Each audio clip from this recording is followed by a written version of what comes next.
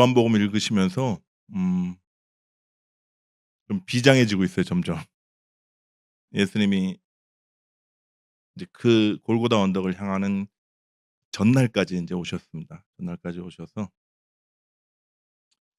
이제 마지막 오늘 인제 가르침의 제일 말미에 있는 그런 내용을 우리가 같이 함께 읽고 정말 주님께서 명하신 기도가 무엇인지 그리고 우리의 기도 생활이 어떻게 바뀌어야 하는지 한번 같이 생각해 보면 좋겠습니다. 오늘 보신 말씀 요한복음 16장 20 절에서 33절 말씀입니다.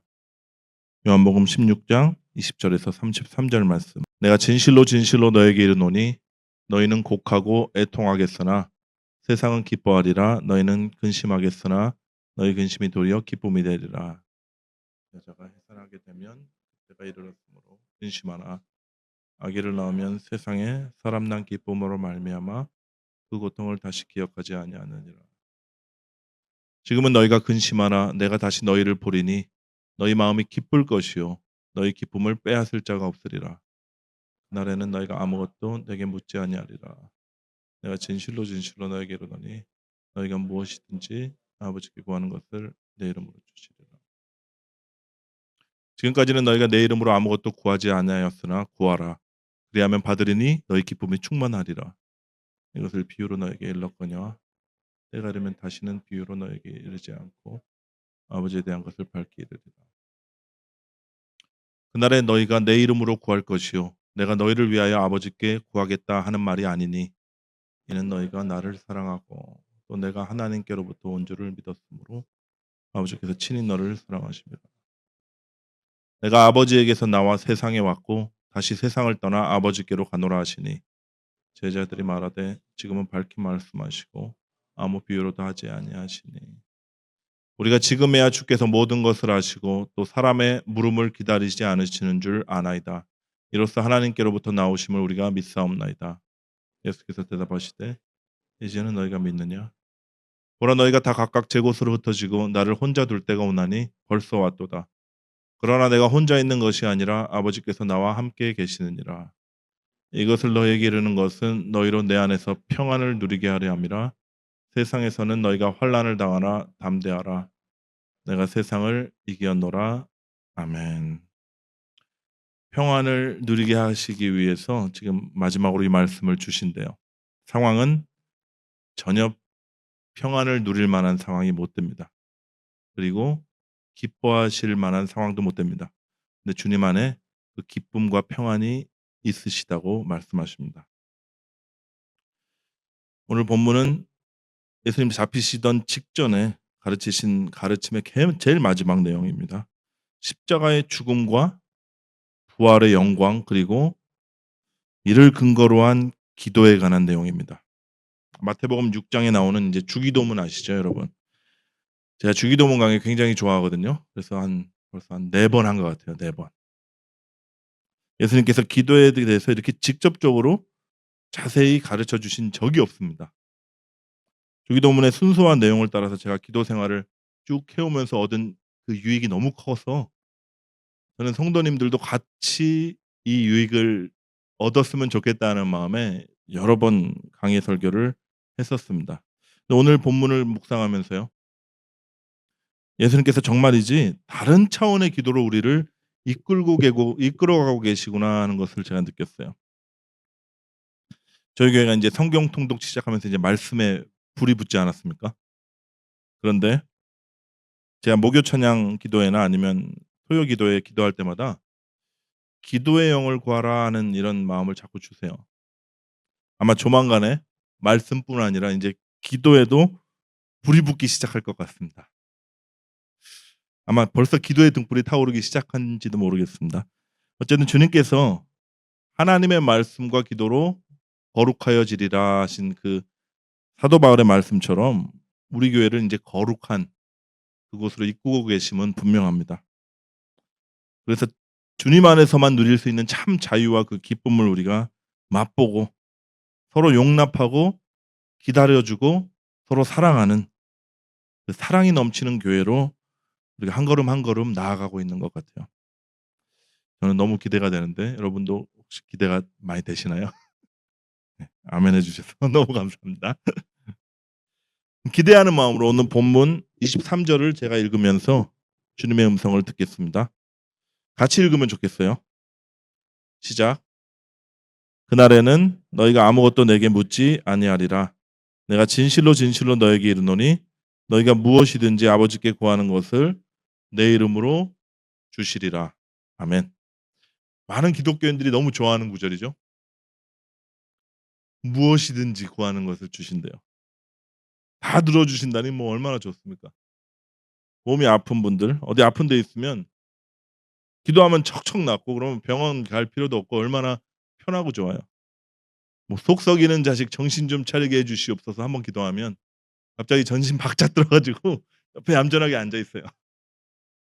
뭐 시험장에 들어갈 때 한국 어머니들이 정말 열심히 기도하는 딱 그 한날 우리 자식 놈이 인제 시험장에 들어가면 머릿속에 딱 봤던 공부했던 책들이 막 넘어가게 해 줍시고 사지선다 오지선다죠. 답안지에 답이 쑥 올라오게 해 주십시오. 이렇게 기도하면 수능 만점 받고 뭐 이러면 얼마나 신나겠습니까 여러분. 뭐 무엇이든지라는 이 성경 구절에 밑줄 2번 치실 거예요. 여러분 경험해 보셔서 아시잖아요. 이런 기도 응답은 없습니다. 네. 오히려 기도 응답이 더 안 되는 것 같을 때가 더 많아요. 또 되더라도 우리가 기대하던 타이밍이 아니라 너무 더디게 돼 가지고 이게 기도가 응답된 건지 아니면 저절로 된 건지 헷갈릴 때가 너무 많습니다. 그러다 보면 이런 생각이 들어요. '아 기도해도 별로 소용없네.' 하는 게 무의식 중에 이렇게 들어와요. 습관적으로 식사 기도하는 거 말고는 '내가 시간을 따로 떼서 기도했던 게 언제지?' 생각하면 까마득하게 느껴지시는 분도 혹시 여기 계실지도 모르겠습니다. 뭐가 문제일까요? 주님께서 유언처럼 주신 말 약속의 말씀이거든요. 거짓말하셨을 리도 없고 과장하셨을까요? 아니에요. 우리가 기도를 오해하고 있기 때문입니다. 우리의 기도는요. 어떤 기도의 조건이나 근거 이런 거는 별로 생각 안 해요. 기도의 목적이나 내용도 크게 관심 없고 뭐에 관심이 있냐면 기도하는 태도에 관심이 있습니다. 왜냐하면 기도의 목적이 이미 딱 정해져 있으니까요. 나와 가족들의 그 문제가 해결되고 나의 바람과 소원들이 이루어지는 걸로 기도의 내용이 이미 꽉 차 있으니까요. 남는 게 뭐죠 그러면? 어떻게 그 응답을 얻어내냐 이게 남아요. 그래서 얼마나 더 간절하게, 얼마나 더 열심히, 얼마나 더 자주 많이 기도해야 되냐 이것뿐이 안 남습니다. 여러분 기도 응답 받으려면 나무 기둥 하나쯤 뽑아야 된다 이런 얘기 들어보셨어요? 네. 소위 산기도하는 분들 사이에서는 뭐 고전입니다, 고전. 아무개 목사는 저 산에 올라가서 나무 뿌리를 몇 개를 뽑았더라. 그래서 엄청난 능력을 받고 기도 응답을 받았다더라. 뭐 이런 출처가 불분명한 얘기가 많이 돌았고요. 제가 학생부 수련회 가 가지고 "산기도 하러 올라가자." 막 이럴 때 이런 얘기를 했어요. "좀 기둥이 얇고 뿌리가 얕아 보이는 나무를 잘 골라야 된다." 죄송한 얘기지만 이런 한국 교회의 기도의 어떤 형태죠. 모르긴 몰라도 한국 토속 신앙의 영향을 많이 받은 것 같습니다. 토속 종교 기도만 모임 뭐 물 떠놓고 비나이다, 비나이다 하는 것만 있는 게 아니에요. 산에 들어가서 기도하는 게 일반적이었고요. 새벽에 그 추운 겨울날 차가운 계곡물로 목욕 재개하고 정성을 보여주는 기도를 했습니다. 열정과 열심이 있었어요. 엿기름만 먹으면서 엿기름 물에 타서 먹으면서 기도하는 건 분도 많았고 그래도 응답이 안 되면 단식하면서 기도 응답 될 때까지 뭐 깨우칠 때까지 그렇게 고행과 정성을 들였던 것이 한국 토속 기도였어요. 여러분 기도에 있어서 그 간절함과 진정성, 열심 다 중요합니다. 근데 주님께서 가르쳐 주시는 기도, 오늘 보여주신 기도는 이런 우리의 태도보다는 때를 쓰는 태도보다는 그 내용과 목적이 훨씬 더 중요해요. 그리고 기도의 근거가 어디에 있느냐. 요한복음 14장, 15장, 16장 계속 반복해서 예수님이 말씀하시거든요. 기도를 명하시면서 약속을 주세요. 근데 어떤 조건들을 우리가 발견합니다. 근데 조건이라는 말보다는 음 우리의 기도가 어디에서 비롯된 것인지 그 근거나 바탕이라는 단어가 좀 더 정확할 것 같습니다. 요한복음 14장 먼저 보시죠. "내가 진실로 진실로 너에게 이르노니 나를 믿는 자는 내가 하는 일도 그도 할 것이요 또한 그보다 큰 일도 하리니 이는 내가 아버지께로 감이라. 너희가 내 이름으로 무엇을 구하든지 내가 행하리니 이는 아버지로 하여금 아들로 말미암아 영광을 받으시게 하려 함이라. 내 이름으로 무엇이든지 내게 구하면 내가 행하리라." 잘 보십시오. 여기도 무엇이든지 내게 구하면 내가 행하리라 약속하시죠. 근데 그 근거가 앞에 나와요. 뭐가 나오죠? "내가 아버지께로 감이라." 다시 말해 주님의 죽으심과 그 부활, 그 승천하심과 그 영으로 우리에게 임하시는 그것을 근거로 우리가 기도를 할 수가 있게 된 것이에요. 주께서 행하시는 그 놀라운 구원의 역사 때문에 그 사역을 통해서 우리가 아버지께로 나아가 기도할 수 있는 근거가 마련되었다는 겁니다. 우리 죄를 도말하신 십자가가 기도의 근거고요. 사망 건대 깨트리시고 부활하신 우리 안에 부활하신 주님의 그 부활이 우리의 기도의 토대가 되었습니다. 인제 주님의 죽으심과 부활을 근거로 우리를 마음껏 구하라는 거예요. 세상을 이기시고 만물을 다스리시는 전능하신 주님의 이름으로 기도하라는 것입니다. 너희가 구하는 이 기도를 통해서 너희는 나의 일을 할 뿐만 아니라 더 큰 일을 하게 될 것이다. 무슨 일이죠? 하나님의 영광을 드러내는 일을 하게 될 것이다. 제가 조금 이따 다루겠지만 기도 얘기하실 때 이 영광이라는 단어가 꼭 자주 따라옵니다. 요한복음 15장 또 보실까요? 너희가 내 안에 거하고 내 말이 너희 안에 거하면 무엇이든지 원하는 대로 구하라 그리하면 이루리라. 너희가 열매를 많이 맺으면 내 아버지께서 영광을 받으실 것이요 너희는 내 제자가 되리라. 여기도 무엇이든지 원하는 대로 구하라 그리하면 이루리라. 나오죠? 또 뭐 나오죠? 영광 나옵니다. 아버지께서 영광 받으신다. 영광 나중에 보도록 하고 이 말씀에서 기도와 기도의 근거와 조건이 뭔가요? 너희가 내 안에 거하고 내 말씀이 너희 안에 거하면입니다. 이게 무슨 말이냐면 우리 주의 죽으심과 부활을 통해서 우리 안에 성령께서 오시겠다. 이 성령님이 기도의 근거라는 말씀이에요. 돌판에 새겨진 율법이 아니라 우리 마음, 우리 심령에 기록된 하나님의 말씀, 성령님이십니다. 여러분 우리가 주님 안에 거하고 주님의 말씀이 우리 안에서 역사하시면 그 말씀이 우리의 마음과 생각을 사로잡으면 우리가 어떻게 되나요? 나의 원하는 것이 주님의 뜻과 일치해 가요. 믿으십니까? 그러면 우리가 무엇을 구하든지 다 이루어 주신답니다. 안 구해도 억지로 잡아 끌어서라도 하나님의 뜻을 이루어 주실 분인데 우리가 주님의 뜻에 합하여 그 마음이 내 마음이 되어 기도하는데 안 들어 주실 턱이 없죠.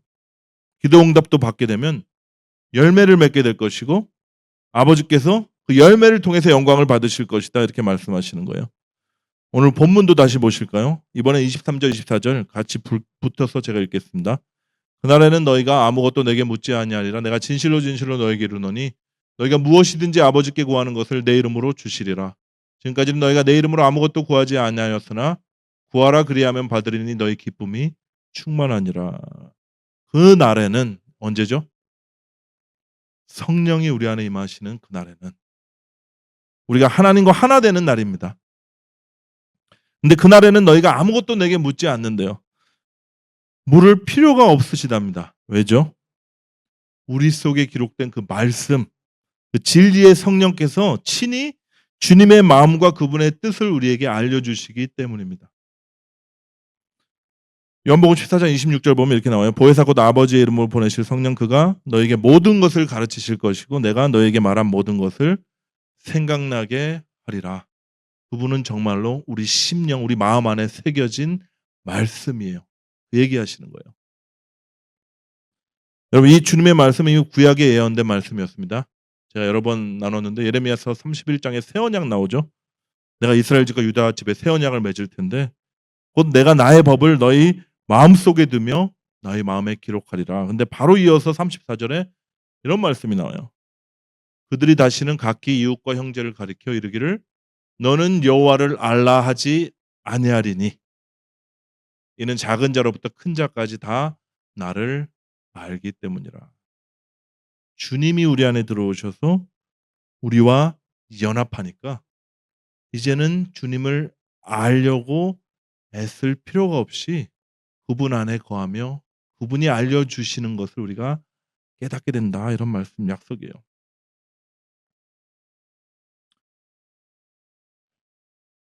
진리의 영이신 성령께서 말씀을 생각나게 하실 것이고 깨닫게 하신다. 그때 비로소 내 마음이 너희 마음이 될 것이고 내 소원이 너희 소원이 되고 그러면 너희가 내 이름으로 구하라. 너희가 무엇을 구하든지 내가 다 이루리라. 제가 다시 정리해 드릴게요. 우리의 기도의 근거가 뭐라고요? 그리스도의 십자가요, 부활과 승천 그리고 그분이 영으로 우리 안에 들어오신 이 진리입니다. 말씀이 우리 심령 안에 새겨진 거예요. 그리고 우리 안에 계신 이 주님은 모든 하늘과 땅의 권세를 가지신 전능자세요. 그래서 우리가 기도할 때 예수님께서 우리의 모든 기도를 들어주실 수 있는 이유가요. 그가 모든 권세를 다 가지고 계신 분이기 때문입니다. 요한복음 17장부터 예수님 기도가 나오거든요. 2절에 이렇게 말씀하세요. 아버지께서 아들에게 주신 모든 사람에게 영생을 주게 하시려고 만민을 다스리는 권세를 아들에게 주셨음이로소이다. 주님이 이 권세를 받으셨어요. 그래서 주님의 마음으로 주님의 이름으로 구하는 모든 것을 다 응답해 주실 수 있으십니다. 우리 안에 계신 그리스도 모든 입이 주를 주님이라 시인하면서 모든 무릎이 그 앞에 엎드리는 전능하신 하나님이시죠. 그 주님만이 우리 기도의 근거요, 우리 기도 응답의 열쇠입니다. 지금까지는 너희가 내 이름으로 아무것도 구하지 아니하였으나 구하라 그리하면 받으리니 너희 기쁨이 충만하니라. 그날에 너희가 내 이름으로 구할 것이요. 내 이름 이렇게 계속 나오죠. 우리 기독교인 기도할 때마다 기도 전통이 예수님의 이름으로 기도합니다. 꼭 하죠. 예. 안 하면 큰일 나는 것 같고 큰 실수한 것 같습니다.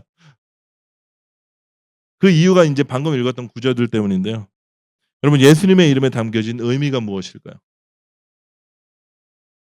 주의할 점이 있습니다. 예수님의 이름을 넣으면 효과가 있고 빼먹으면 효과가 없고 뭐 이런 부적 같은 거 아니고요. 기도 끝에 꼭 붙여서 해야 되는 기독교의 전통이나 어떤 관행도 아닙니다. 그럼 뭐냐? 잘 들어보십시오. 예수님의 이름으로 기도한다는 것은요.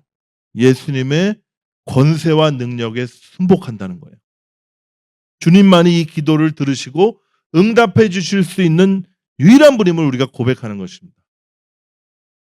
오직 전능하신 주님께서 친히 행하심으로 이 기도를 이루어 주실 것이다. 이 기도가 함축되어 있는 거예요. 둘째로 예수님의 이름으로 구하라는 말은요. 예수님의 보혈 공로를 의지해서 하나님 앞에 직접 나아가서 하나님 아버지와 친밀한 관계를 누리라 하는 것을 의미합니다. 성경에 나오죠. 오직 예수님만이 유일하신 중보자세요. 하나님과 우리 사이를 연결하시는 중보자. 우리가 주님 보혈 의지하여 아까도 기도했지만 주님 앞에 담대하게 나아가서 아버지와 아들의 관계를 누릴 수 있게 된 거예요. 목숨까지도 서로 줄 수 있는 친한 벗됨의 관계를 남편과 아내의 관계로도 묘사했고요. 신랑과 신부의 관계로도 나온 그 비밀스럽고 아름다운 관계를 우리가 누리는 것입니다.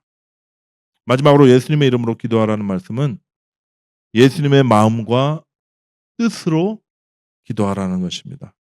여러분 이름 안에 뭐가 내포되어 있죠? 그분의 성품이 있고요. 그분의 행사가 담겨 있어요. 예수, 구원자라는 주님의 아이덴티티죠. 주님이 이 땅에 오신 그 주님의 역사가 담겨 있고 기름 부음 받은 자 그리스도 그 이름 안에는 주님의 왕 되심과 중보자 되심이 담겨 있습니다. 하나님이 우리와 함께 하신다. 뭐죠? 임마누엘, 주님의 이름. 그리고 우리가 요한복음 쭉 살펴본 7가지 에고 에이미가 있었습니다. 나는 생명의 떡이고 포도나무고 쭉 나오죠. 그 모두가 주님의 이름이에요. 따라서 우리는 주님의 이름에 합당한 영광을 돌리면서 그분의 뜻과 마음으로 기도하는 것입니다. 그리스도의 성품을 열매 맺는 것이고 주님이 행하신 일들을 행할 수 있도록 구하는 것이 바로 예수의 이름으로 구하는 거예요. 이제 마지막으로 가겠습니다. 우리가 기도의 근거에 대해서 살펴봤고 기도를 어떻게 해야 되는지, 예수의 이름으로 구해야 되는지, 왜 그게 무슨 의미인지 살펴봤는데 이제 무엇을 구해야 할까요? 많죠. 굉장히 많습니다. 그 기도 내용에 대해서 생각해 볼 텐데 일단 주님이 가르쳐 주신 기도, 주기도문의 순서와 내용을 따라서 기도하는 것 강추드립니다. 근데 지금 주기도문 강의 시간 아니니까 이제 유튜브에 잘 찾아보시면 손전도사님 한국 가셨을 때 제가 토요 새벽 기도회 설교를 이제 땜빵을 하느라고 주기도문 강의를 했던 적이 있어요. 예, 함 집사님 기억나시겠는데 그때 처음 저희 교회 그 주기도문 설교 듣고 싶다고 오신 게 그 처음이었던 제가 기억이 납니다. 찾아서 한번 들어보세요. 궁금하시면.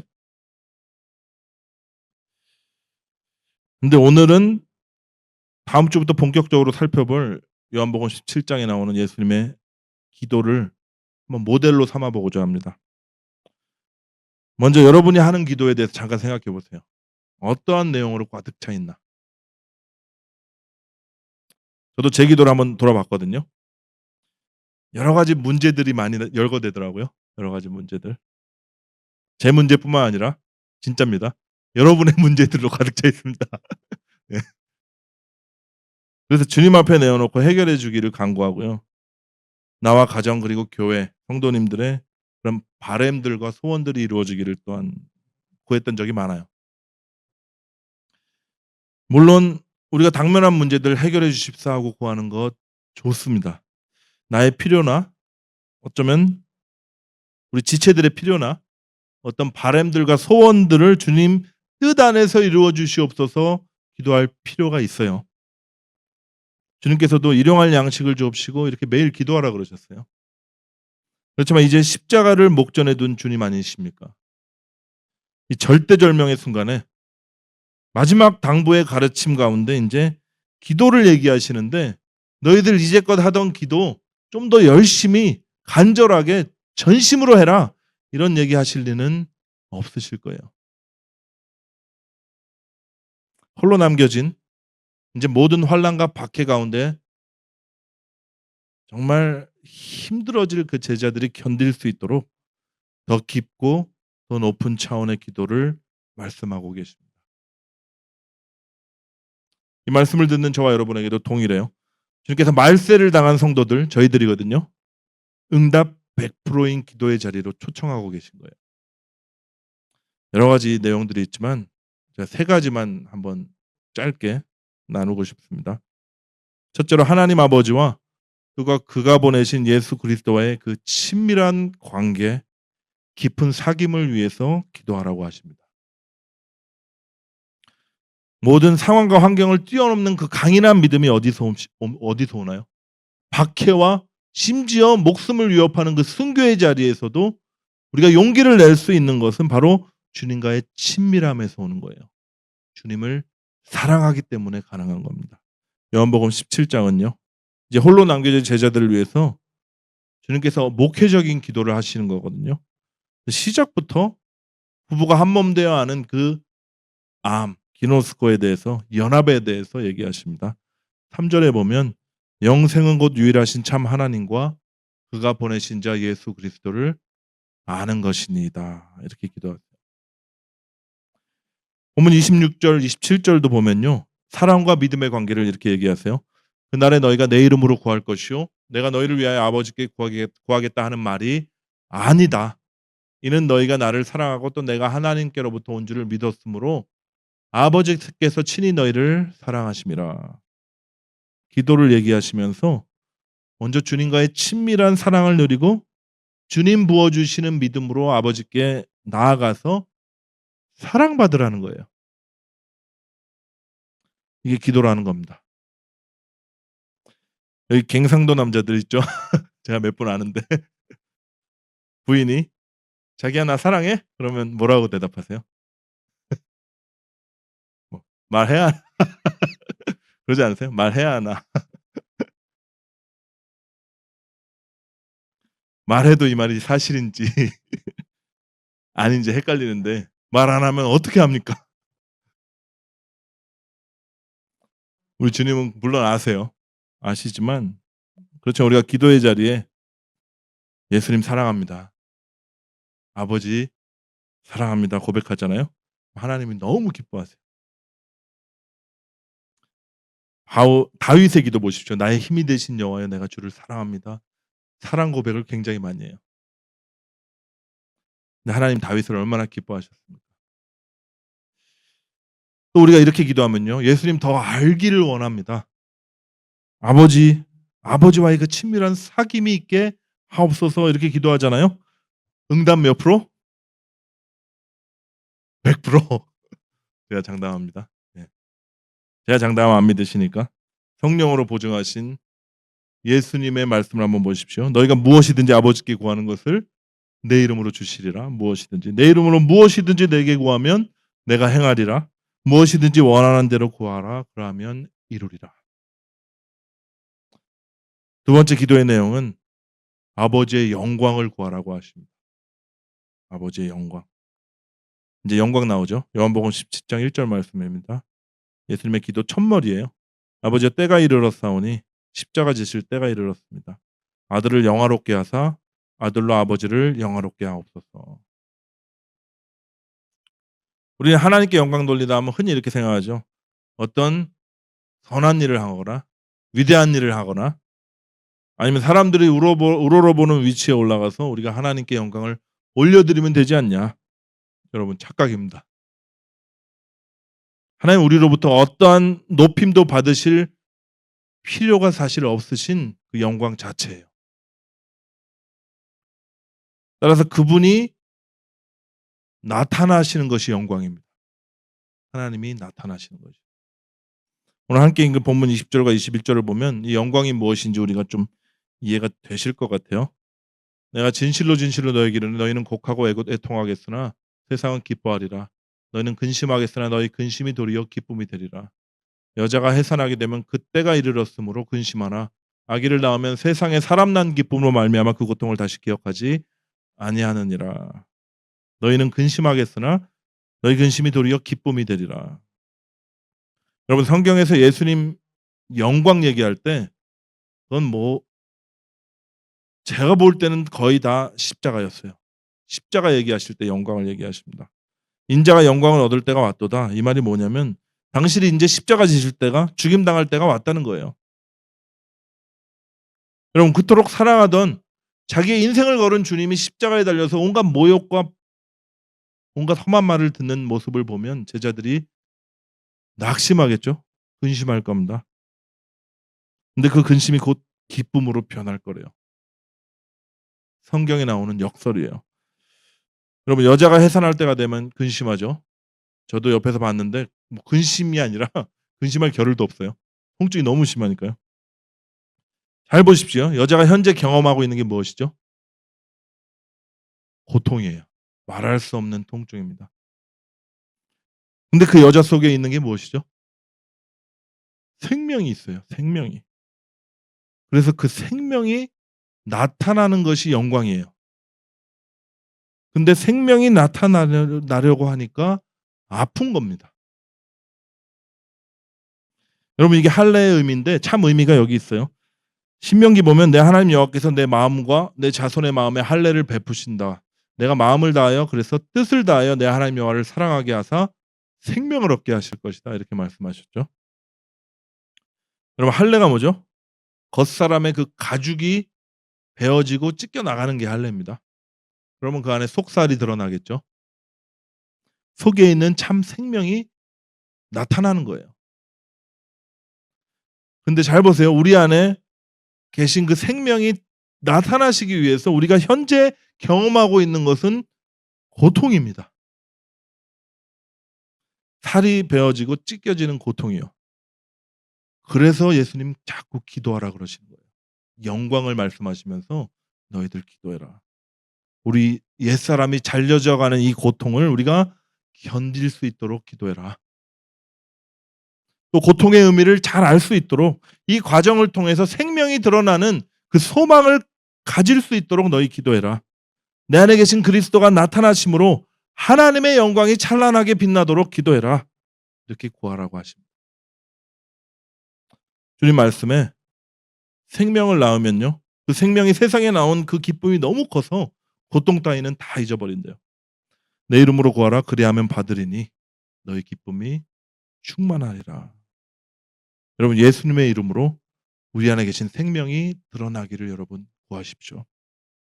아버지의 영광이 나타나시기를 기도하세요.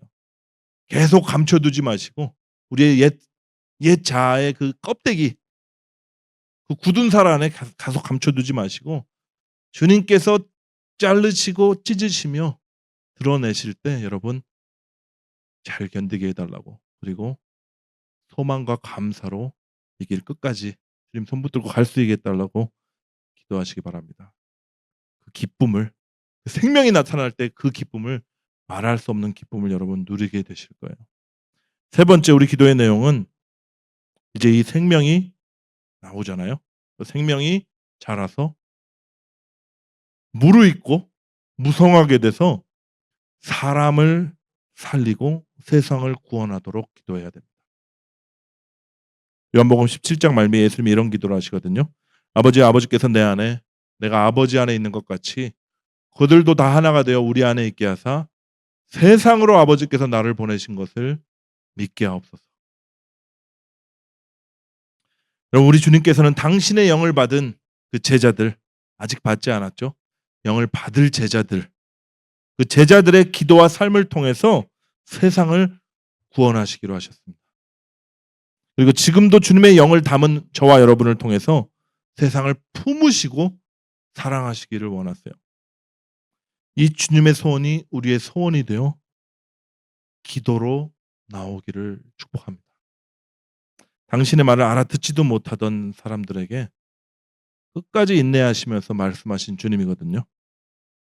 호산나 외치면서 환영하던 군중들이 360도 돌면 다시 돌아오는 거죠. 180도 변해서 180도 변해서 이제 침을 뱉고 모욕하는 그 사람들을 향해서 뭐라고 기도하셨죠?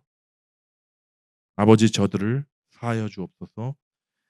이게 예수님의 기도였어요. 우리가 이 주님의 발자취를 우리 이 기도를 정말 우리의 힘으로는 따라갈 수가 없습니다. 그래서 예수의 이름으로 기도하라고 하시는 거예요. 내 이름으로 구하라. 우리 앞에 놓인 생애가 있죠. 이 좁은 길이 있습니다. 근데 예수님께서 초청하세요. 좁은 문으로 들어와 좁은 길로 걸어오라. 여러분 주님과의 친밀한 가운데 모진 고통과 실패를 통해서 우리의 생명이 나타날 것이에요. 우리 안에 계신 생명이 드러나고 그 생명이 나타나 세상을 끌어안을 때 원수까지도 사랑하시는 하나님의 그 사랑으로 또 다른 생명을 낳는 그 영광스러운 일에 참여하게 될 것입니다. 그리스도인의 그 영광과 존귀가 있는 이 기도 올려드리는 우리 모두가 되기를 이 시간 예수 그리스도의 이름으로 간절히 축복합니다. 마지막 말씀 읽고 같이 찬양, 기도에 관한 찬양 같이 부르고 기도하시겠습니다. 이것을 너희에게 이르는 것은 같이 읽을게요. 시작. 이것을 너희에게 이르는 것은 너희로 내 안에서 평안을 누리게 하려 함이라. 세상에서는 너희가 환난을 당하나 담대하라. 내가 세상을 이기었노라. 아멘. 기도하시겠습니다. 하나님 아버지, 십자가와 부활을 통해서 세상을 이기시고 또한 세상을 끌어안으시고 사랑하심으로 구원하신 우리 주님. 이 시간 그 영광스러운 자리에 또한 그 존귀한 기도의 자리에 우리를 불러주심을 감사합니다. 우리 기도의 근거를 알게 하시고 우리 기도가 예수 그리스도의 이름으로 구해지게 하시며 무엇보다 기도의 내용이 바뀌어지는 놀라운 역사가 있게 하옵소서. 성령 하나님 우리의 기도를 도와주셔서 마땅히 구할 바를 알지 못하는 저희들을 깨우쳐 주시고 하나님의 뜻에 합한 주님이 응답하시지 않을 수 없는 복된 기도로 우리를 이끌어 주시옵소서. 예수님의 이름으로 기도합나이다. 아멘.